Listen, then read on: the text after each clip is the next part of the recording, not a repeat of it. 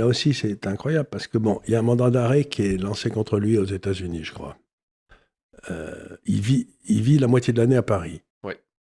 Ce qui est déjà surprenant. Enfin, Tout je à veux fait, dire, dans un immense appartement avenue Foch. avenue Foch, au 22 avenue Foch. Bon, il vit là, et il prend son avion pour rentrer aux États-Unis, littéralement pour se faire arrêter. Ouais.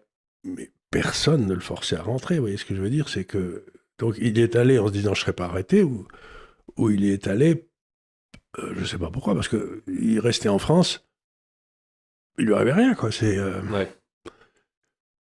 Donc, ce qui est étonnant dans toute cette affaire Epstein, c'est qu'on le regardait avec un œil un peu dépassionné, c'est à quel point c'est abracadabantesque du début à la fin. Vous voyez ce que je veux dire? C'est rien.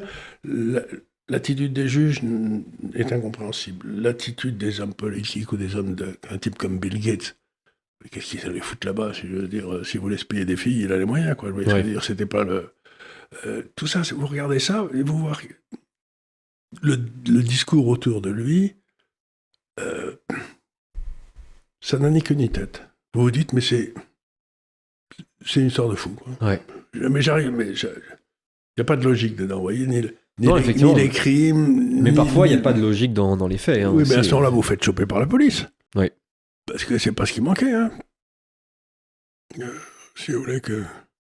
Donc, moi, ce qui me gêne beaucoup là-dedans, c'est d'abord les protections dont il a bénéficié, et ensuite,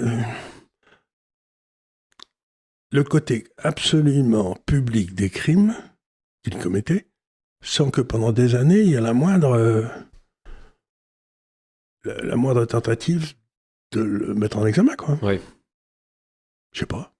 Moi, c'est ça qui me surprend. Il y a une rupture là que je m'explique mal.